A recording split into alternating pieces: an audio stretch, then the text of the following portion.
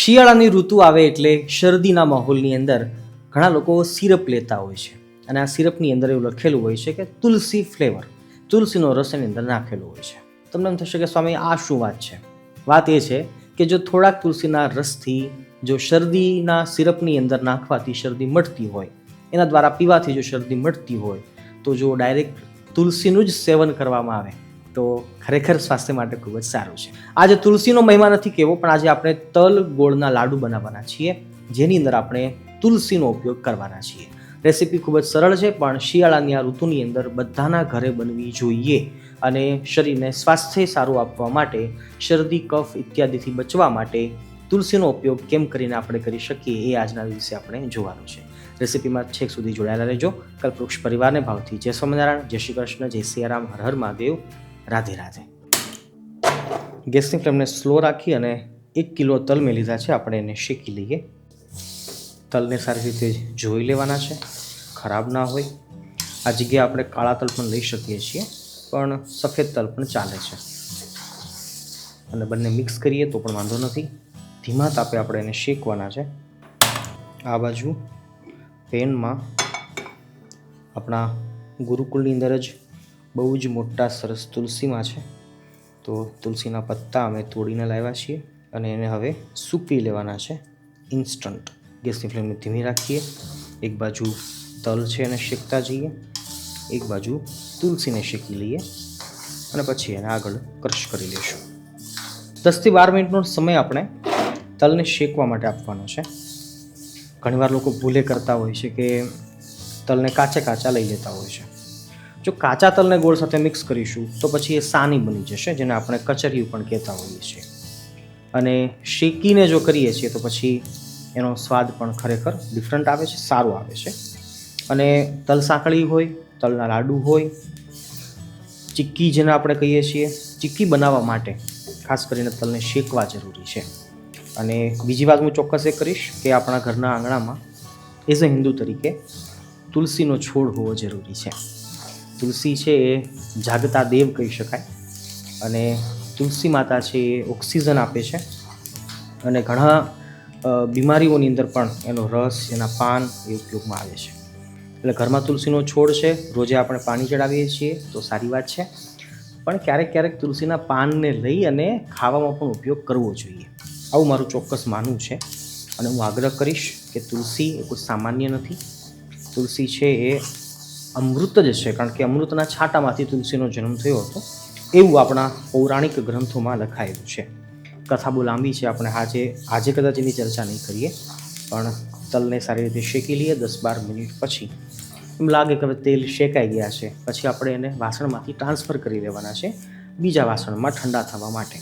એકદમ ઠંડા થવા જરૂરી છે અને જે વાસણમાં ગરમ કર્યા છે તલને, એના એ જ વાસણમાં મહેરબાની કરીને રાખશો નહીં, આવી મારી નમ્ર વિનંતી છે.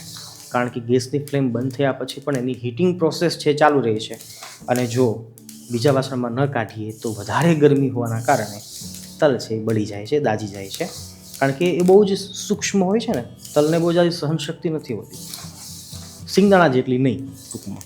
તો હીટિંગ પ્રોસેસને સ્ટોપ કરવા માટે બીજા વાસણમાં લઈ લઈએ અને ઠંડા કરીને પછી આપણે આગળ વધીએ છીએ. આ બાજુ આપણા તુલસીજી પણ સરસ સુકાઈ ગયા છે. હવે એનો પણ સરસ પાવડર કરી લઈએ. બંનેની ગેસની ફ્લેમ બંધ કરી દઈએ છીએ. જુઓ, તલ આપણા શેકાઈને રેડી છે.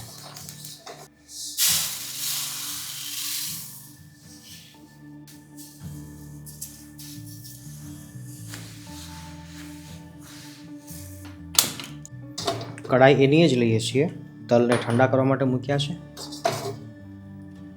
અને હવે આપણી ઘરની ગૌશાળાનું પ્રેમામૃત ઘી, 2 ચમચી ઘી લઉં છું.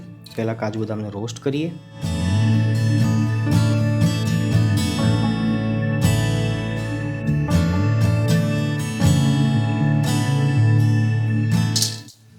કિશમિશ પણ ફ્રાય કરી લઈએ, ફૂલી જશે એટલે બધું કાઢી અને આગળ વધીએ.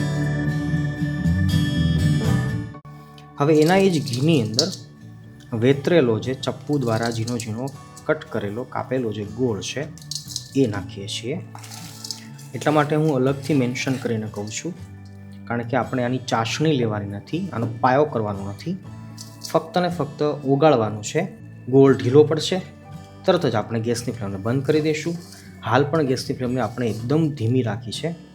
તમામ ગાંગડીઓ છે બસ એ ઓગળી જવી જોઈએ અને પાછી એને પણ ઠંડુ કરવાનું છે, એ આગળ સમજાવું છું.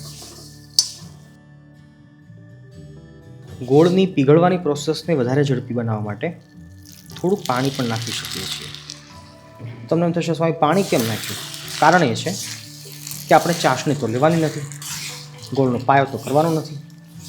જો ચીક્કી બનાવવી હોય તો આપણે પાણી ન નાખી શકીએ, કારણ કે પાણીનો ગુણધર્મ છે એ વસ્તુને ઢીલી રાખવાનો છે. અને આજે આપણે જે બનાવી રહ્યા છીએ એ તલના લાડુ ઢીલા હોય, પોચા હોય એવા બનાવવાના છે. કડક જે વસ્તુ કરવી હોય એમાં પાણી ન નખાય. બાકી આમાં પાણી નાખ્યું છે આપણે, તો બસ હવે ઝડપથી પીગળી જશે. પીગળ્યા પછી પણ આપણે એને ઠંડુ કરવાનું છે એકદમ. બંને વસ્તુ ઠંડી હોય પછી જ આપણે મિક્સ કરીશું. A few moments later. 2 મિનિટના અંતે જોઈએ છીએ તો ગોળ પીગળી ગયો છે. અમુક આંગળીઓ છે પણ પોચી થઈ ગઈ છે. હવે ગેસની ફ્લેમને બંધ કરી દઈશું.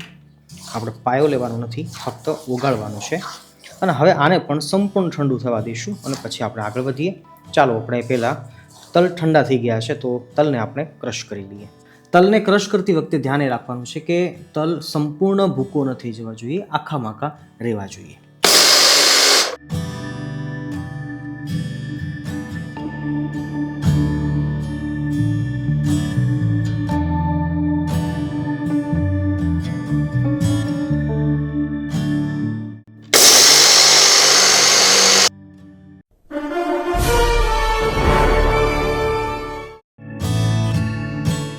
તળેલા કાજુ બદામ, કિશમિશ અને સાથે તુલસી અને ઇલાયચી બધું એકસાથે દળી લઈશું. તુલસીના સૂકા પત્તા તમે વધતા ઓછા પ્રમાણમાં લઈ શકો અને તુલસી ચોક્કસ લેજો એવી મારી વિનંતી છે. અને હવે ફાઇનલી બધું આપણે મિક્સ કરવાનું છે. તલના લાડુ બનાવવા બહુ જ સરળ છે, તમે ચોક્કસ બનાવજો.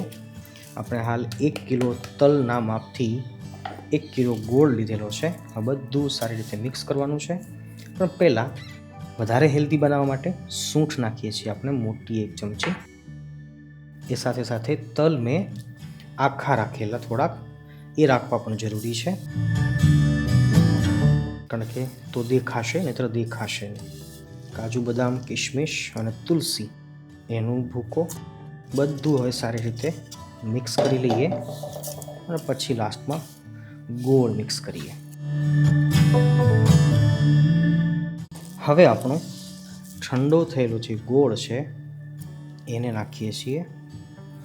યાદ રાખજો કે તલ પણ ઠંડા કર્યા હતા આપણે અને ગોળને પણ ઠંડો થવા દીધો હતો. જો ગોળ ગરમ હશે તો પણ કડક થવાની સંભાવના વધારે રહેશે. પહેલાં સારી રીતે ગોળ અને તલને મિક્સ કરીએ. જો આપણને લચક ઓછી લાગશે, કદાચ પ્રવાહી લિક્વિડની જરૂર પડશે, તો આપણે 1 ચમચી ઘી નાખી શકીએ છીએ. આ સ્ટેજ ઉપર હવે એમ લાગે છે કે લાડુ વળવામાં થોડી તકલીફ પડશે, એટલે આપણે હાલ 1 ચમચી ઘી નાખીએ છીએ. તમે વધતા ઓછા ઘી કરી શકો છો. ઘી ન નાખવું હોય તો થોડુંક પાણીની છાંટ પણ ચાલે છે, પણ આપણે લાંબો ટાઈમ સુધી રાખવું છે તો આપણે ઘી નાખી શકીએ છીએ, સેફટી માટે અને સ્વાદ માટે.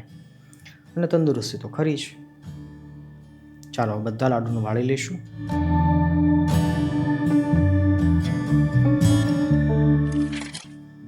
થોડુંક પાણી છે એ બી જરૂરી છે લચક લાવવા માટે. લાડુ વળતા ન હોય તો પાણી નાખીને પણ લાડુ વળી જાય. હવે આપણી ચોઈસ ઉપર છે બધું. જુઓ કેટલી સરસ પકડ આવી ગઈ.